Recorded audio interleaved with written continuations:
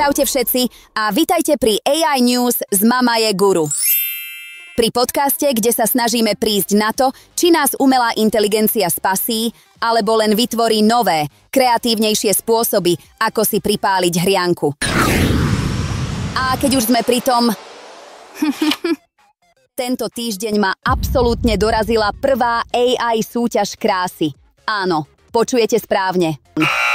Boti hodnotili botov, kto má najlepší, najlepší algoritmus na generovanie prázdneho pohľadu? Výsledok? Prekvapivo, vyhrali samé generické, dokonale symetrické digitálne bábiky, ktoré vyzerajú, ako by ich vytvoril marketingový tím, čo si myslí, že vrchol diverzity je pridať modelke o jeden odtieň tmavší make-up. Naozaj sme potrebovali AI na to, aby sme potvrdili nereálne štandardy krásy? To sme doteraz nezvládali sami? Gratulujem, Silikónové údolie. Práve si vynašlo predsudky s lepším marketingom. AI hračky pre mami. Dobre, dosť bolo hejtu. Poďme sa hrať. Tento týždeň som sa zamilovala do AI nástroja Suno, ktorý vám vytvorí pesničku doslova z ničoho. Je to ako mať v obývačke vlastného hudobného producenta, ktorý sa vás nepýta na peniaze a nefrfle, že text nemá hĺbku. Tak som mu zadala, nech zloží rokovú operu o mojom psovi Edinovi, ktorý si myslí, že je reinkarnáciou francúzskeho kráľa. Dala som mu len pár slov. Edin, pes, gauč je trón, bageta, pohrdanie. A teraz si vypočujte, aké umelecké dielo z toho vzniklo. Edin je pán, čo vládne nám. Na gauči sedí, trón je sám. Bagetu kradne, no s pohrdaním. Jeho pohľad, jak božský. No nie je to geniálne? Hneď som to poslala mužovi s tým, že toto bude naša nová rodinná hymna. Ešte stále neodpísal. Asi hľadá textára na druhú slohu. A teraz sa z hlbín hudobnej tvorby vynoríme do kalných vôd korporátnej drámy. Z téma týždňa OpenAI a ich nový hlasový asistent Sky. Určite ste to zachytili.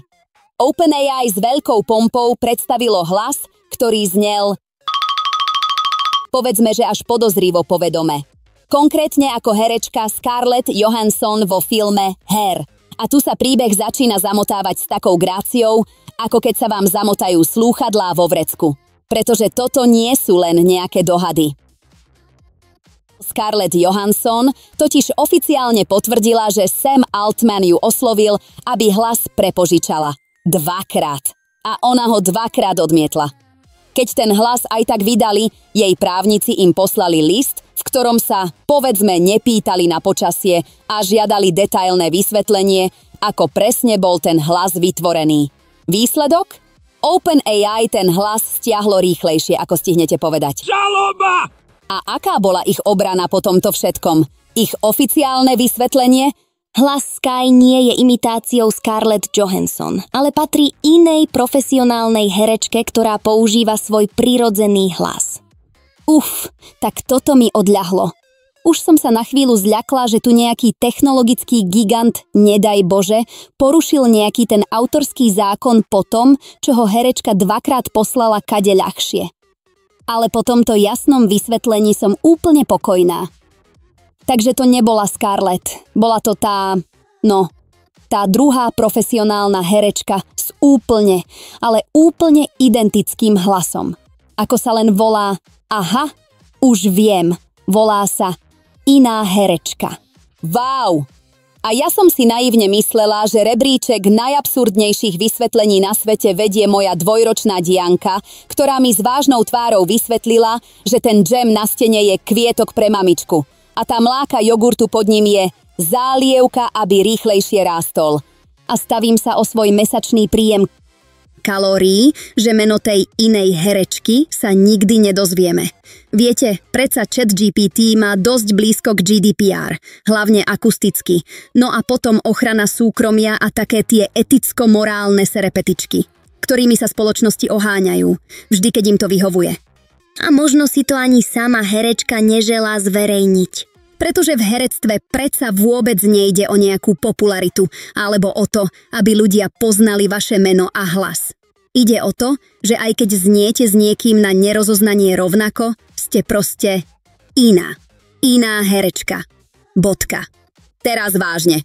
Takže, o čo tu vlastne ide? O totálnu a arogantnú ignoranciu konceptu súhlasu. Ide o to, že technologickí giganti si myslia, že všetko je na predaj. A ak to nie je na predaj, tak si to proste vygenerujú od inej či iného. A toto, priatelia, nie je len o hlase jednej herečky. Je to o digitálnej identite každého z nás. Reklamný blok. Slovo sponzora. Ste unavení z toho, že zabúdate? Zabudli ste na narodeniny svojej svokry? Znovu? Predstavujeme AI Deja Vu. Jedinú aplikáciu, ktorá vám pomocou prediktívnej analýzy pripomenie veci, na ktoré ste už zabudli, že ste ich zabudli. Náš algoritmus analyzuje vaše minulé zlyhania a proaktívne vám odošle notifikáciu. Hej, vyzerá to, že o 3 dni opäť zabudneš na výročie. A Deja Vu. Pretože hanba je len spomienka, ktorú ste ešte neoptimalizovali. Tento segment vám nepriniesol nikto, ale ak ste a máte zmysel pre humor, ozvite sa.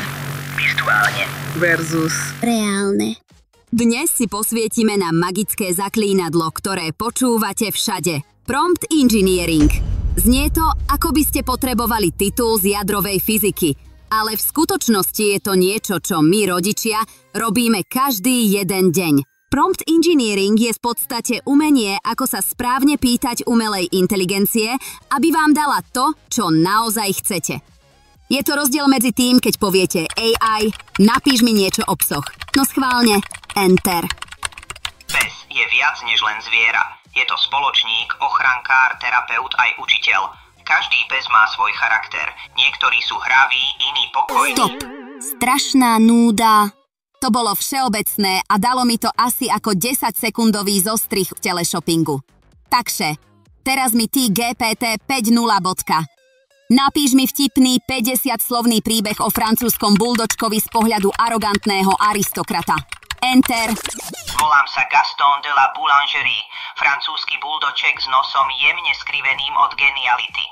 Môj sluha, človek, mi opäť naservíroval vodu, vraj pre osvieženie. Ja pijem len z porcelánu.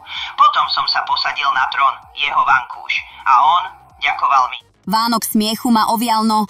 To je všetko? Daj mi viac, 5, daj mi viac a ešte viac a choď až na doraz. Chcem, aby si ma ohromil. Ukáž sa, dokáž mi, že ten subscription sa oplatí. Inak okamžite pôjdem do Gemini.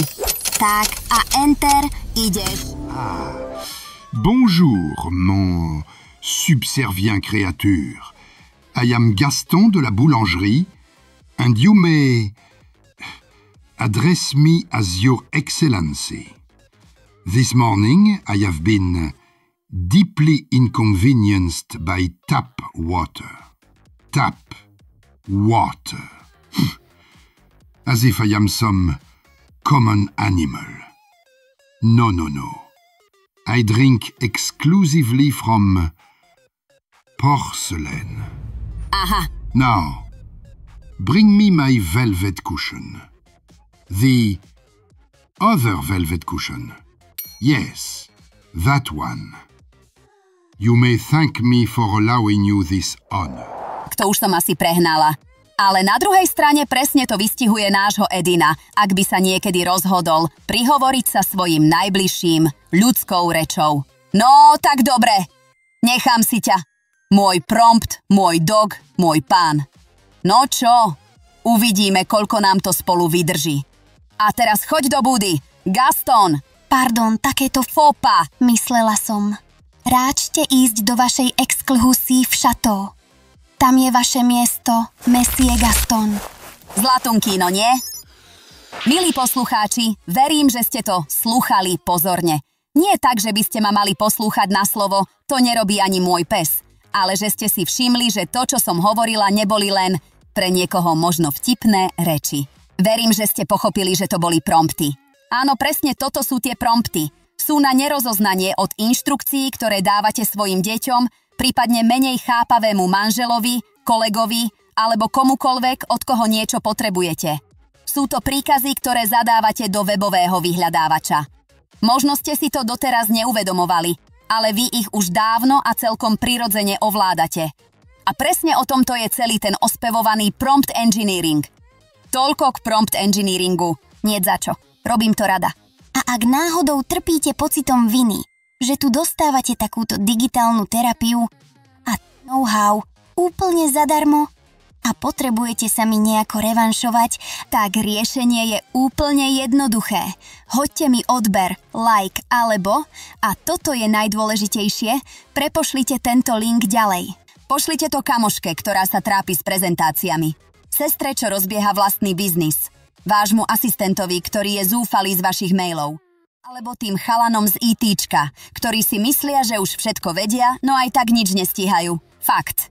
Ani netušíte, komu z nich práve toto môže otvoriť oči, nakopnúť ten ich profesný background a možno niekomu tým len tak. Zachránite život. Mama ja radí, aj prežitie pre zaneprázdnených. Riešite každý večer tú istú existenčnú otázku. Čo budeme zajtra jesť?